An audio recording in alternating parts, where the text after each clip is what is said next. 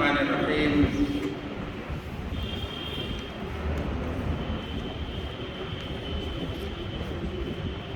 ان الحمد للہ والصلاة والسلام علی رسول اللہ ومن والاه وبعد۔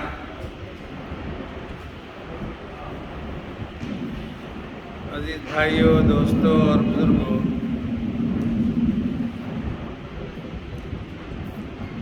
آج کی نماز تراویح میں ہم سب نے الحمدللہ یہ 1.5 پارے کی تلاوت سنی ہے۔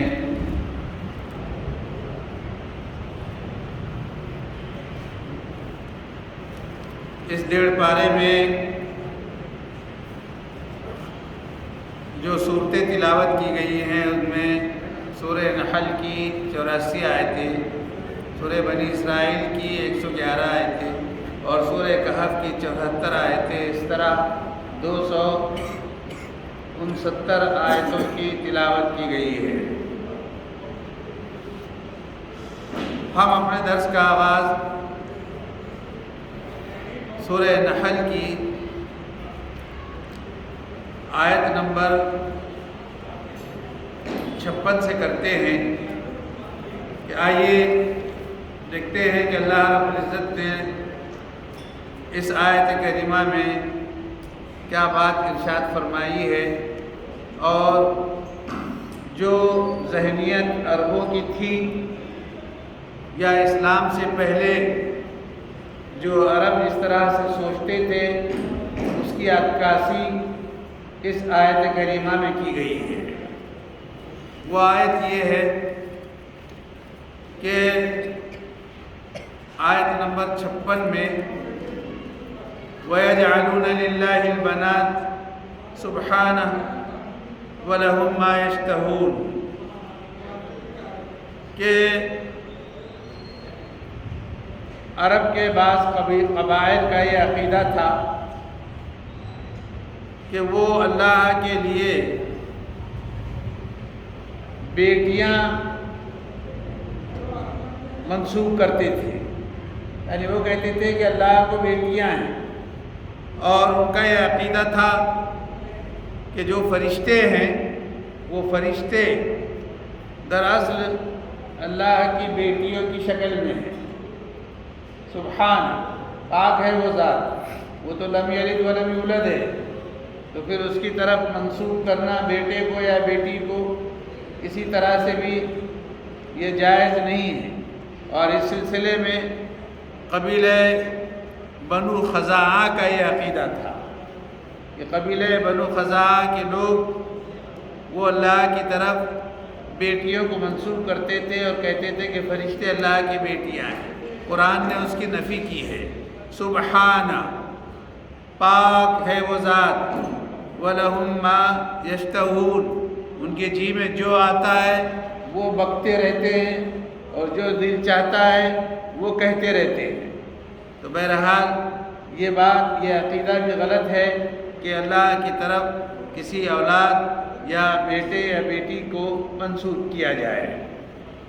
اس کے بعد عربوں کی جو کیفیت تھی اس کے بارے میں بتایا، وہ جس طرح سے سوچتے تھے اور خیال رکھتے تھے کہ وَإِذَا بُشِّرَ أَحَدُهُمْ بِالْأُنْثَىٰ ظَلَّ وَجْهُهُ مُسْوَدًّا وَهُوَ كَظِيمٌ، کہ جب ان کے گھر میں کسی بچے کی پیدائش ہونے والی ہوتی اور جب بچے کی پیدائش کا وقت آ جاتا اور جب اس کو جا کر یہ خبر دی جاتی کہ تمہارے گھر بچی پیدا ہوئی،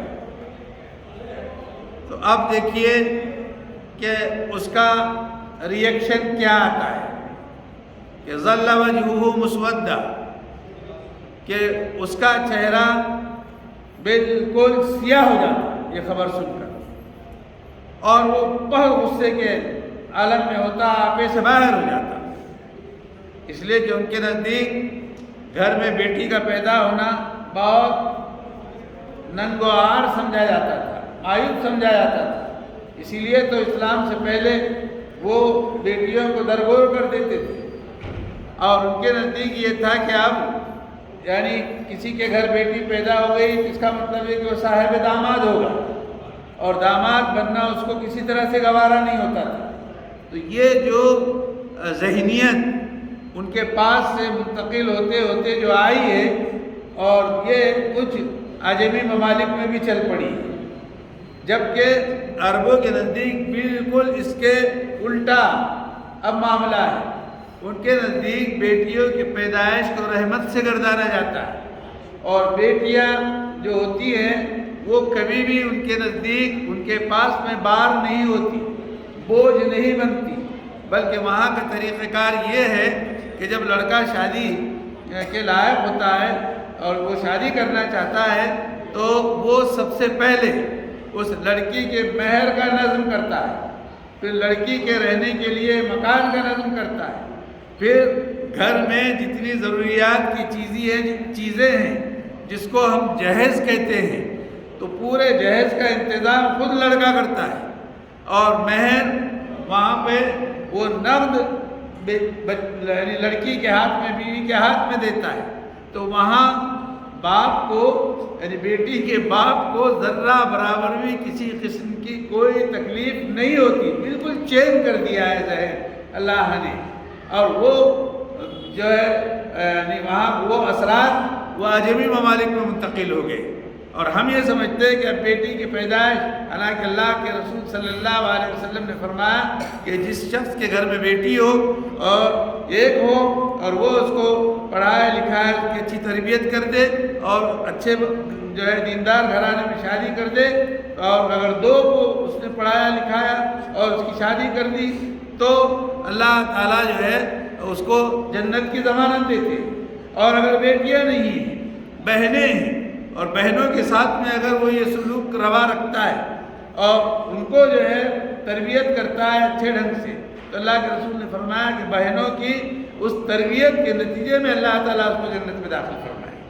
تو یہ طریقہ کار ہے۔ تو وہاں پر جب خبر دی جاتی تھی تو یہ عالم ہوتا تھا، چہرہ کالا پڑ جاتا اور مارے غصے کے وہ جو ہے آگ بگولا ہو جاتا۔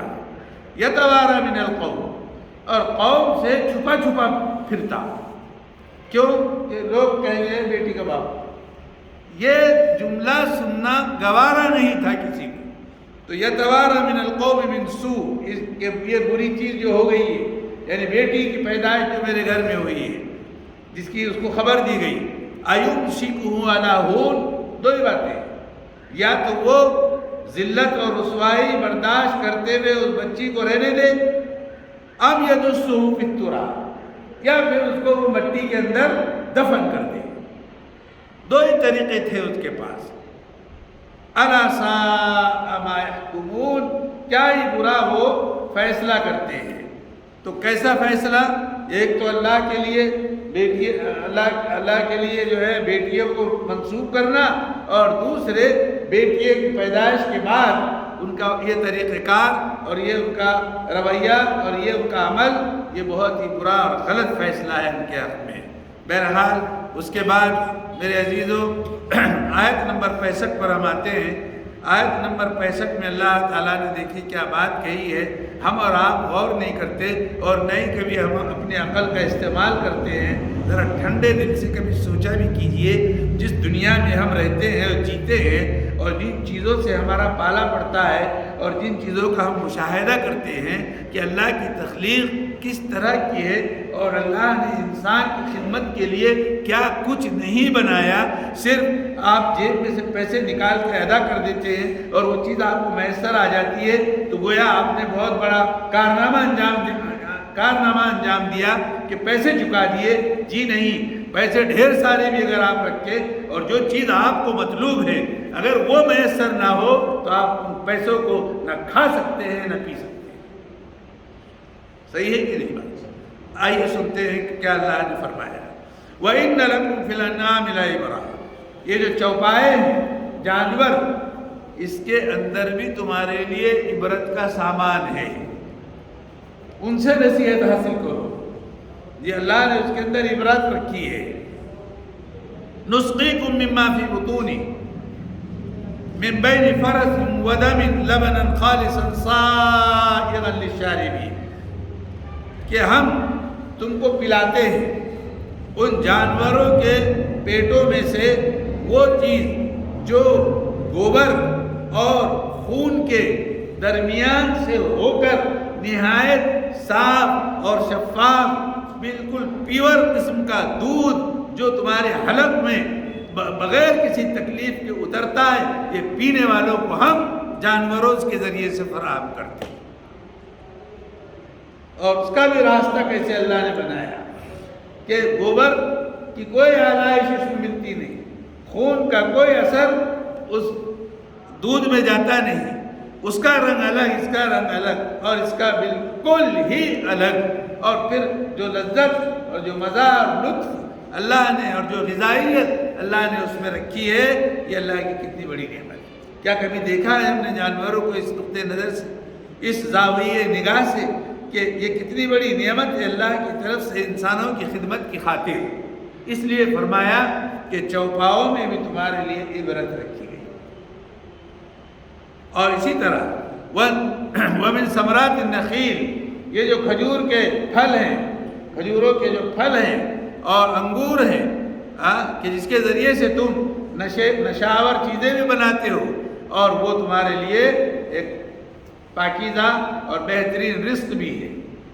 جی، ان فی ذالک لآیہ، یہ نشانیاں ہیں اللہ کی اس قوم کے لیے جو ذرا اپنی بدھی کا استعمال کرتی ہے، جو عقل کو کام میں لاتی ہے۔ اس کے بعد میں یہ جو سورت کا نام جس لفظ کے بنیاد پر پڑا، آئیے وہ آیت ہم سمجھنے کی کوشش کرتے ہیں۔ وَأَوْحَىٰ رَبُّكَ إِلَى النَّحْلِ أَنِ اتَّخِذِي مِنَ الْجِبَالِ بُيُوتًا وَمِنَ الشَّجَرِ وَمِمَّا يَعْرِشُونَ، تیرے پروردگار نے یہ شہد کی مکھی کے دل میں یہ بات ڈالی۔ سبحان اللہ، تیرے رب نے شہد کی مکھی کے دل میں یہ وحی کی یعنی بات ڈالی۔ کیا بات ڈالی؟ کہ تو یعنی شہد کی مکھی سے مخاطب ہے قرآن، یعنی اللہ تعالیٰ، اللہ نے جو اس کو حکم دیا، اتخذی من الجبال بیوتا، کہ اپنے رہنے کی جگہیں تم پہاڑوں میں بناؤ۔ کہاں بناؤ؟ پہاڑوں میں۔ ومن الشجر، اور درختوں پر۔ ومما یعرشون، اور جو کچھ بھی جو ہے گھروں کے سامنے ٹٹے اور ٹٹیاں ڈال کے جو سائبان بنایا جاتا ہے، وہاں تم اپنے مکانات بناؤ۔ اور ظاہر ہے کہ ان کے جو مکانات ہوتے ہیں آپ جانتے ہیں کہ وہ کیا ہوتے ہیں، ہے نا؟ اور وہیں سے ثم کلی، یہ حکم دیا، اور پھر اللہ نے اس شہد کی مکھی سے کہا کلی، اب کھاتی رہی، من کل الثمرات، ہر پھل سے تو چگتی رہے اور پیتی رہے، فسلکی سبل ربک ذللا، اور اپنے رب کے ان بہت یعنی سیدھے سے راہوں پر جو ہے چلتی رہے، یعنی بات مانتی رہے۔ اور یخرج من بطونہا شراب، اس مکھی کے پیٹ سے جو پینے کی چیز نکلے گی، مختلف الوان، وہ الگ الگ رنگ کے ہوں گے، یعنی شہد اس میں لوگوں کے لیے شفا ہے۔ تو شہد کے جو رنگ ہیں، ایک تو جو ہے ذرا سرخ ہوتا ہے، ایک کچھ سفید ہوتا ہے، ایک کچھ پیلا لیے ہوئے ہوتا ہے، اور ایک بہت گہرا لال ہوتا ہے، اور نہ معلوم اس کے علاوہ اور کتنے ہوتے ہیں۔ یہ کیسی اللہ کی عجیب کارستانی ہے کہ پھولوں کو چوز کر وہ شہد کی مکھیاں جو شہد بناتی ہے اور ان کا رنگ الگ الگ ہوتا ہے۔ سبحان اللہ، فتبارک اللہ احسن الخالقین۔ اس کے اندر نشانیاں ہیں اس قوم کے لیے ذرا جو سوچ بچار کرتی ہے۔ اللہ نے تم کو پیدا کیا، پھر تم کو موت دی، اور پھر تم میں کچھ وہ لوگ بھی ہیں جو بڑھاپے کی تک جو ہے اللہ ان کو لے جاتا ہے، جی، لِكَيْ لَا يَعْلَمُ بَعْدَ عِلْمٍ شَيْئًا، تاکہ وہ علم کے بعد میں اور اس کو کوئی چیز کا سامنا نہ کرنا پڑے یا اس کو علم نہ ہو۔ اس کے بعد ان اللہ علیم قدیر۔ میرے بھائیوں، آیت نمبر 71 پہ آئیے۔ کہ اللہ تعالیٰ نے فرمایا واللہ جعل لکم من انفسکم ازواجا، کہ اللہ نے تم ہی میں سے تمہارے لیے جوڑے بنائے، اور وجعل لکم من ازواجکم بنین، اور تمہاری بیویوں سے تمہارے لیے لڑکے بنائے یعنی پیدا کیے، وحفدہ، اور پوتے تک دیے، حفدہ پوتے دیے، ورزقکم من الطیبات، اور پاکیزہ چیزوں کا رزق تمہیں بہم پہنچایا، افبالباطل یؤمنون، اتنا سب کچھ دینے کے بعد بھی تم غلط چیزوں پر ایمان رکھتے ہو، وبنعمت اللہ ہم یکفرون، اور اللہ کی نعمتوں پر نعمتوں سے وہ انکار کرتے ہیں اور کفر اور شرک کر بیٹھتے ہیں جی۔ وَيَعْبُدُونَ مِن دُونِ اللَّهِ، اللہ کے علاوہ اوروں کو پوجتے ہیں اور ان کو پوچھتے ہیں، مَا لَا يَمْلِكُ لَهُمْ رِزْقًا، جو نہ ان کو ایک نوالا تک فراہم کر سکتے ہیں، ایک دانہ تک فراہم نہیں کر سکتے جی، نہ آسمانوں سے نہ زمین سے، اور نہ اس کی وہ استطاعت رکھتے ہیں۔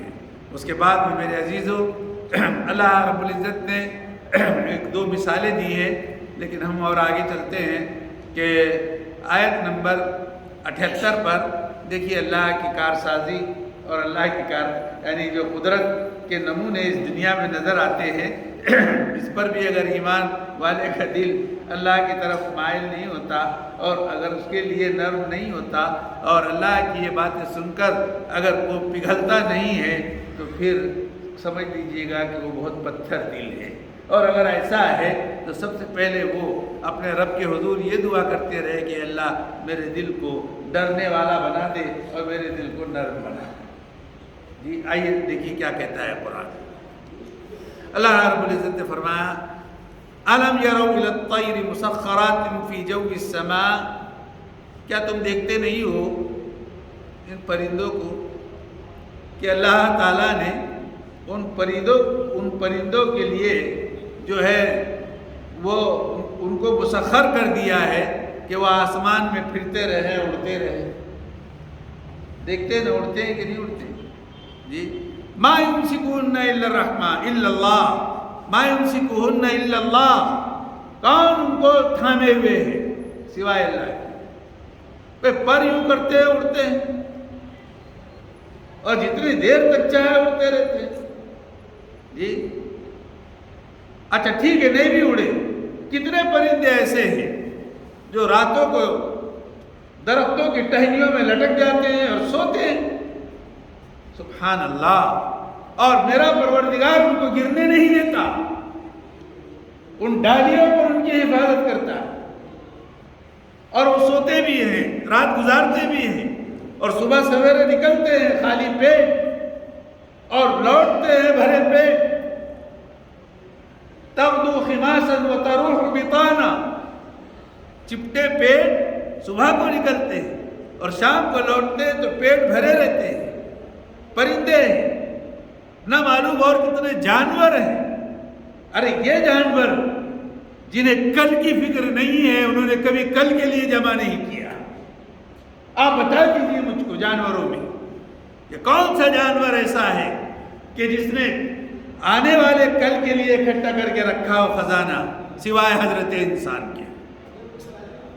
اس کو بڑی فکر ہے کل کی، یعنی اس کا تو یہ مطلب ہوا کہ جانور یعنی وہ اگر ان کے پاس میں فکر دی ہوگی اللہ نے، ہم کو نہیں معلوم لیکن یقیناً دی ہوگی، اس لیے کہ آگے آئے گا کہ ما من شیء الا یسبح بحمدہ ولکن لا تفقہون تسبیحہ، کہ اس روئے زمین میں کائنات میں کوئی چیز ایسی نہیں ہے کہ جو اللہ کی تسبیح اور اللہ کی تحمید نہ بیان کرتی ہو، لیکن تم ان کی تسبیح اور تحمید کو سمجھتے نہیں ہیں۔ تو بہت ممکن ہے کہ اللہ نے یہ سوجھ بوجھ ان کے لحاظ سے ان کے درمیان میں رکھی ہوگی، ہم کو ہماری سمجھ میں نہیں آتا کہ اللہ نے ان کو کن چیزوں سے نوازا ہے۔ تو پھر وہ اگر ان کے اندر سوجھ بوجھ ہوتی تو کیوں نہیں انہوں نے اپنے آنے والے کل کے سلسلے میں نظم کر کے رکھا؟ کتنا ان کو اعتماد ہے اللہ کی ذات پر۔ اور میں اور آپ کل کی فکر میں لگے ہیں، مہینے بھر کی فکر میں لگے ہیں کہ اللہ پہ یقین نہیں ہے جی۔ یہ کوشچن مارک ہے جی۔ اس کے بعد میں میرے عزیزوں کہ اللہ رب العزت نے آیت نمبر 89 پر آتے ہیں کہ جس میں جو بات ارشاد فرمائی گئی اور آپ ہر جمعہ میں سنتے ہیں، آیت نمبر 89 میں کہ ان اللہ یامر بالعدل والاحسان وایتاء ذی القربى وینہی عن الفحشاء والمنکر والبغی یعظکم لعلکم تذکرون۔ اس آیت کے سلسلے میں مفسرین نے لکھا ہے کہ اگر پورا قرآن نازل نہ بھی ہوتا اور صرف یہی ایک آیت نازل ہو جاتی تو دنیا کے اندر خیر، برکت، بھلائی، عقیدہ، توحید، اللہ کے احکامات وغیرہ اور انسانوں کے ساتھ میں ہمدردی اور خیر خواہی وغیرہ وغیرہ جو جو کچھ چاہیے وہ سب کچھ اس ایک آیت میں آ گئے۔ بس 6 چیزیں بیان کی گئی ہے، 3 چیزیں کرنے کی ہے اور 3 چیزیں وہ کرنے سے رک جانا ہے، یعنی نہیں کرنے کی ہے۔ کیا کرنے کی ہے کہ اللہ حکم دیتا ہے تم کو انصاف پروری کا، اللہ حکم دیتا ہے تم کو احسان اور مروت کرنے کا، اور اللہ حکم دیتا ہے تم کو رشتہ داروں کو دیتے رہنے کا۔ یہ 3 چیزیں کرنے کی اور 3 چیزوں سے رکنا ہے جی، فحش باتوں سے یعنی گناہوں سے اور برائیوں سے اور سرکشی سے یعنی اللہ کے سامنے سرکشی سے۔ یہ نصیحت ہے تمہارے لیے، شاید کہ تم نصیحت حاصل کرو۔ پھر اس کے بعد میں میرے دوستو اللہ رب العزت نے آیت نمبر 95 میں جو بات کہی کہ ما عندکم ینفد وما عند اللہ باق وَلَنَجْزِيَنَّ الَّذِينَ صَبَرُوا أَجْرَهُمْ بِأَحْسَنِ مَا كَانُوا يَعْمَلُونَ۔ جو کچھ بھی انسان کے پاس میں ہے، مادی چیزیں ہوں یا کوئی بھی چیز ہو، بالآخر ان چیزوں کو فنا ہے، وہ ختم ہونے والی ہے۔ جو کچھ تمہارے پاس میں ہے ینفد، وہ ختم ہو جائے گی، اور جو کچھ اللہ کے پاس میں ہے وہ باقی رہے گا۔ اسی لیے اللہ کے رسول صلی اللہ علیہ وسلم نے سے جب حضرت عائشہ سے اللہ کے رسول نے پوچھا کہ جب ایک بکری جو ہے ہدیے میں آئی تھی تو اللہ کے رسول نے پوچھا کہ کیا حل بقیہ من شیء، اس بکری میں کا کچھ گوشت بچا جی؟ تو حضرت عائشہ صدیقہ رضی اللہ تعالیٰ عنہ نے فرمایا، جواب بھی ایسا دیا، ما بقیہ من شیء، کوئی چیز نہیں بچی، الا کتف، سوائے ہاتھ کی۔ تو اللہ کے رسول صلی اللہ علیہ وسلم نے حضرت عائشہ صدیقہ رضی اللہ تعالیٰ عنہ کی سوچ کی تصحیح فرمائی، فرمایا کہ اے عائشہ بقی کل شیء الا کتف، وہ جو چیزیں جو خرچ ہو گئی ہیں اور لوگوں میں تقسیم ہو گئی ہیں وہی بچا، سوائے اس دست کے اور اس ہاتھ کے۔ تو معلوم ہوا کہ جو انسان اللہ کی راہ میں دیتا ہے وہ بچا رہتا ہے، اور جو میں اپنی ذات کے اوپر اڑاتا ہوں اور خرچ کرتا ہوں اور اپنی ضروریات کی تکمیل کرتا ہوں، صرف اور صرف وہ بھی اپنی خواہشات کی تکمیل میں جی، تو وہ اللہ کے پاس نہیں جاتا، الا یہ کہ میں اگر اس کے ذریعے سے بھلے کام انجام دوں اور نیکیاں کرتا رہوں تو پھر اللہ جو چاہے اس پر اجر و ثواب دے سکتے ہیں، لیکن جو کچھ اللہ کے راہ میں خرچ ہوگا وہ سب بچ رہتا ہے۔ اس کے بعد میں میرے عزیزو جو بات کہی گئی، ایک گاؤں کی مثال دی گئی ہے آیت نمبر 111 میں کہ وَضَرَبَ اللَّهُ مَثَلًا، آیت نمبر 11 میں وَضَرَبَ اللَّهُ مَثَلًا قَرْيَةً كَانَتْ آمِنَةً مُطْمَئِنَّةً يَأْتِيهَا رِزْقُهَا رَغَدًا مِنْ كُلِّ مَكَانٍ فَكَفَرَتْ بِأَنْعُمِ اللَّهِ فَأَذَاقَهَا اللَّهُ لِبَاسَ الْجُوعِ وَالْخَوْفِ بِمَا كَانُوا يَصْنَعُونَ۔ یہ مفسرین نے لکھا ہے کہ اس گاؤں سے مراد مکہ مکرمہ ہے۔ تو دیکھیے کہ اللہ تعالیٰ جو ہے نعمتوں سے نوازتے، لیکن جو نعمتوں کی ناقدری کرتا ہے تو پھر اللہ تعالیٰ اس کو چکھاتے بھی ہیں۔ تو یہاں پر وہ تمثیل پیش کی گئی ہے گاؤں کی، اس سے مراد بعض مفسرین نے لکھا ہے کہ مکہ مکرمہ ہے، کہ اللہ تعالیٰ ایک بستی کی مثال دیتے ہیں، وہ بستی بہت مامون اور محفوظ تھی، کوئی ڈر اور خوف نہیں، بہت پیسفل جگہ وہ تھی یہ، اور مطمئن بھی تھی، اور اس کے پاس میں صبح ہر روز خوشحال طور پر رزق آتا تھا، تازہ ترین، مطلب تجارت کے ذریعے سے بولو یا قافلوں کے ذریعے سے، اور ہر جگہ سے آتا تھا، ہر سمت سے آتا تھا۔ لیکن ہوا کیا کہ بولتے نا کہ جب زیادہ آدمی کے پاس میں نعمتیں آ جاتی ہیں اور کچھ زیادہ پیسے آنے کو لگ جاتے ہیں تو انسان کیا ہو جاتا ہے؟ ہاں کیا ہوتا ہے بولو؟ مستی میں آ جاتا ہے، اڑ رہا ہے بچہ، ہاں صحیح ہے، وہ یہاں کی زبان اڑ رہا ہے نا، کہ مستی میں آ جاتا ہے۔ تو ہوا یہی، ان بستی کے لوگوں نے فَكَفَرَتْ بِأَنْعُمِ اللَّهِ، اللہ کے تمام انعامات کا انکار کر دیا، ناشکری کی۔ تو کیا کیا اللہ نے؟ فَأَذَاقَهَا اللَّهُ، تو اللہ نے ان کو چکھا دیا، کاہے کا لباس پہنا دیا؟ بھوک کا لباس اور خوف کا لباس۔ آپ کہیں گے بھوک کا لباس کیسا ہوتا ہے؟ لباس جس طرح سے ہمارے جسم کو ڈھانپتا ہے، اس طرح ان کے جسم کے بال سے لے کر پیر تک بھوک ہی بھوک میں پورا جسم مبتلا رہتا تھا۔ تو گویا پوری بھوک ان کا لباس بن گئی، اور ڈر اور خوف اوپر سے لے کر پیر کے ناخن تک ڈر ہی ڈر میں مبتلا تھے۔ تو خوف کا لباس اللہ نے ان کو پہنا دیا۔ اب کس چیز کے بدلے؟ اس کے بدلے کہ انہوں نے اللہ کے انعامات کا انکار کیا۔ تو یہ اللہ تعالیٰ جو ہے جب دینا جانتے ہیں تو اللہ تعالیٰ پھر مزہ چکھانا بھی جانتے ہیں۔ اللہ تعالیٰ ہم تمام کو اس کی نعمتوں کی قدردانی کی توفیق عطا فرمائے۔ بس میں سمجھتا ہوں کہ اتنی آیتیں آج کے لیے کافی ہے، پھر باقی کی باتیں انشاءاللہ ہم پھر کبھی سنیں گے۔ بس آج یہیں رکتے ہیں اس دعا کے ساتھ کہ اللہ تعالیٰ مجھ کو اور آپ کو قرآن کریم کے پڑھنے، سمجھنے، اس پر عمل کرنے، اس کے احکامات کو اوروں تک پہنچانے کی توفیق عطا فرمائے۔ ربنا تقبل منا انک انت السمیع العلیم وتب علینا انک انت التواب الرحیم، وصلی اللہ تعالی علی خیر خلق محمد وعلی آلہ وصحبہ اجمعین برحمتک یا ارحم۔